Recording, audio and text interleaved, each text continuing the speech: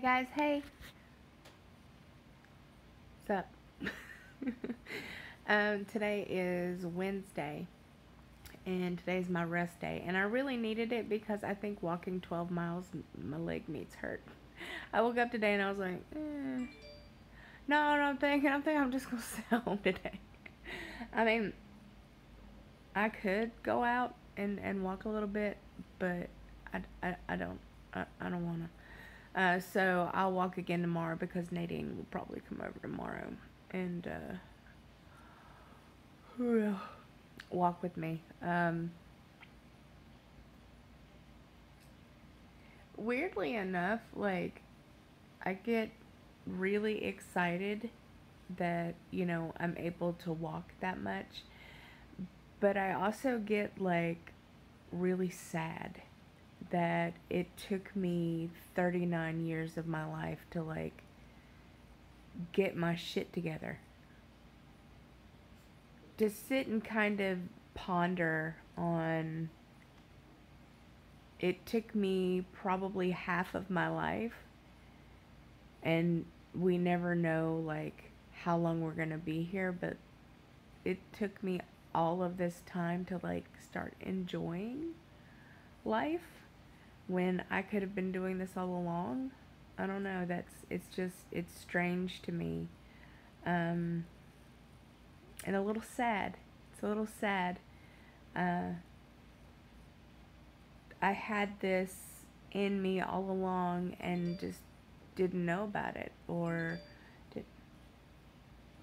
Shh, quiet, Twitter. But yeah, I know that everything. Oh my God! I'm gonna turn that off. And bye bye. Yeah, okay, that's better. So, I guess what I'm really trying to say is that if you're younger, or even if you're older, like, there's never more time like the present to get your shit together. Yeah, I feel really shitty about having waited all of this time. I wish I would have gotten the gastric bypass when I was thinking about it in my early 20s, and my insurance denied me when I was working for Singular Wireless way back then. That should tell you how long it's been. And I was looking into the gastric bypass, but my insurance wouldn't pay for it. Excuse me, back then, it was relatively supposed to be a new procedure, so they didn't want to pay for it. But I kind of wish I would have been able to do that, but my course would have been altered. And I've always told you guys, and you guys know this, that I always feel like everything happens for a reason. Like,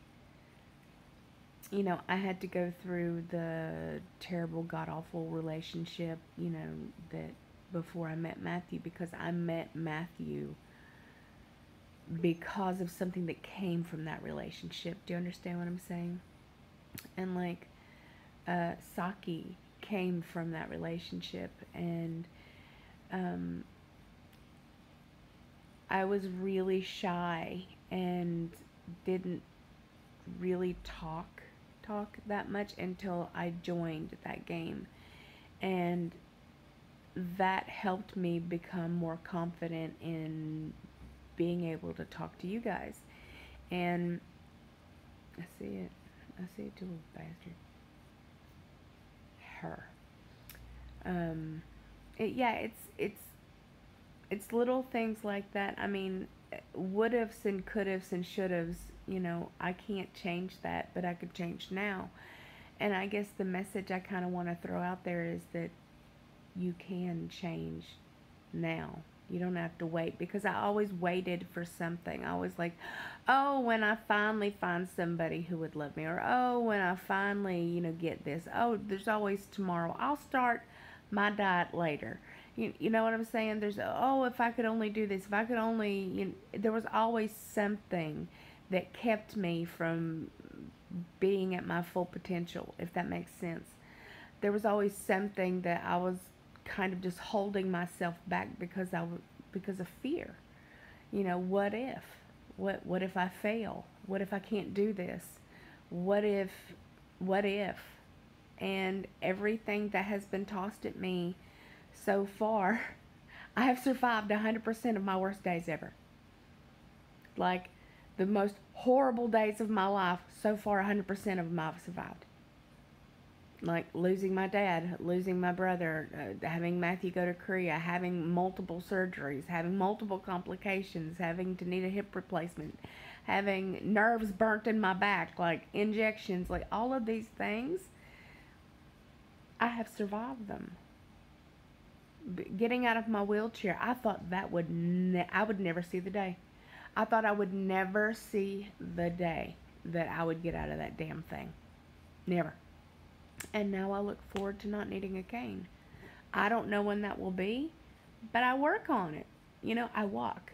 I walk and I walk and I walk. And I'm going to insert a picture somewhere in here of what I have to do for my feet. I have to wrap them. I have to wrap each individual toe from top to bottom. Like I can't leave any like space in between where they're, because they all rub together, all of them. My feet. I never wore shoes. When I got really heavy, which was early in my life, I either wore sandals or I wore slippers. I didn't even own a pair of tennis shoes probably for like 6 years. Yeah, I'm not even joking. I would go out in those slippers that had the hard plastic, but I didn't go out. So that was kind of the point. Like I didn't go out, so I didn't need shoes. People brought stuff to me. You know what I'm saying? Like people brought stuff to me. I would give people a list of groceries and they'd bring me what I need back. And if I needed something else, they would bring it back. So it would be very rare I would ever leave my house because of my agoraphobia. Yeah, so there have been so many things in my life where I've just been like, I don't think I can survive this. I don't think I can do this. There's no way I can do this. Oh, there's no way. I have. I'm. It takes one step out of your comfort zone. Just one little itty bitty step out of your comfort zone to make a difference. And you could start that today. Like, I didn't want to go walking. Like, I don't want to be out by myself. I didn't think I could walk this much by myself without sitting down multiple times. Like, I didn't think that I could get this revision. And there were so many times me and my doctor went round and round and round and round and round if this was the best decision for me. And at one point he said no, like 100% no. And I took that as no, and I faltered and I gained 60 pounds. Yeah. But that was me. Like, that wasn't anybody else's fault but me. And then I didn't think that I could lose it. I did not think that I could get that back off by myself. I was like 100% convinced that was never going to happen. That I could never in a million years get off any more weight by myself. I managed it. Like, do you or don't you want it? How badly do you want it? What are you willing to give up to get it? Are you willing to take drastic steps to have it? Like, what do you want? I want a chance to be with my husband for as long as I possibly can. And that means that I have to be healthy. And that means that I have to be willing to sacrifice some things. And if that means that I can't have, because with this surgery, yeah, we don't eat bread products, which is, it's not, it just don't suit. Let me just put it that way. If that means that I can't have that, worth it. Why? Because I'm going to be healthy, and there are things I am willing to give up. There are a lot of things I'm willing to give up. There are a lot of things that, like this, like you guys, like I was scared. I was scared no one would watch me, and I was scared that nobody would enjoy me, and I thought I was odd, and well, I am. And I thought I was weird, and why the hell would anybody want to, talk to me, or like, or anything, because I had been bullied for so long for just being me that I wasn't even sure who the fuck I was. I wasn't even sure who or what I was supposed to be or what I could be, or I didn't even have a chance to try to learn who I was until my early 30s. I met Matthew in my early 30s, and here I am today. More confident, happier version of myself. And I change all the time. I do.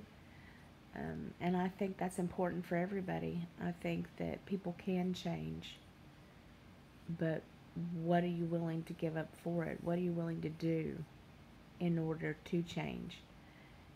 When I see things that I need to fix, I don't take no for an answer. Like, even though he said no, I still kept at it. I was still like, are you sure that this isn't something that we can do? Are you positive that you really don't want to do this? And eventually I won him over. I didn't take no for an answer.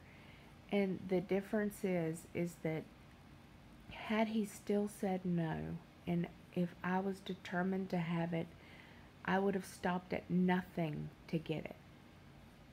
That's the difference. That's what I'm trying to explain, is that when I want something, and I mean I really want it, I will stop at nothing to achieve it. I want it, I will achieve it. That is just the way I do things. Failure is it's always an option, but that just means I have to try harder the next time. Do you know what I'm saying? Like, let's say I wanted to walk 10 miles tomorrow, and I could only do 6 again. Okay. Well, I'm not going to sit at home for the next 3 weeks and cry my eyes out because I didn't do 10. Are you picking up what I'm putting down? You and I, are we on the same page here? Are we there? Are you picking up what I'm putting down? Like, failure is always an option, but that gives you an excuse, that gives you a way to better yourself next time. The next time I would try for 7. If I know I can't do 6, I'll do 6.5. And then the next time I'll try 7. And then the next time I'll try 7.5 if I have to. Or if I can only do 6 for like 3 weeks, whatever I can do will build momentum into getting what I want eventually. It doesn't have to be today. It doesn't have to be right this minute. I don't have to have it right now. I can wait. Like, I'm healed enough to go to Korea today. But I'm only 2 weeks out. And no, I did not weigh myself. I want to weigh myself on my doctor's scale on Friday. So I want to do my weigh-ins on Friday. So weigh-in will be on Fridays. So I'm 2 weeks out, and in my head I'm like, okay, I can go to Korea. Obviously, I probably shouldn't. And so, I restrained myself from being ridiculous. And I'm like, hell yeah, I can get on a plane for 17 hours. I go to Korea and then sit in his hotel room and feel like shit. Like, no. Baby steps. Baby steps. Little tiny, itty bitty tiny baby steps. I know when I'll go and when I should be completely healed. I'm tired.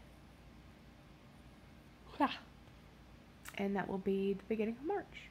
And that is what I will do. So I hope everybody's having a wonderful Wednesday day. And you know I love your beautiful, gorgeous, amazing faces. And I will talk to you again always, always tomorrow. It's okay. It's okay to make changes. It's not a big deal. And I believe in you.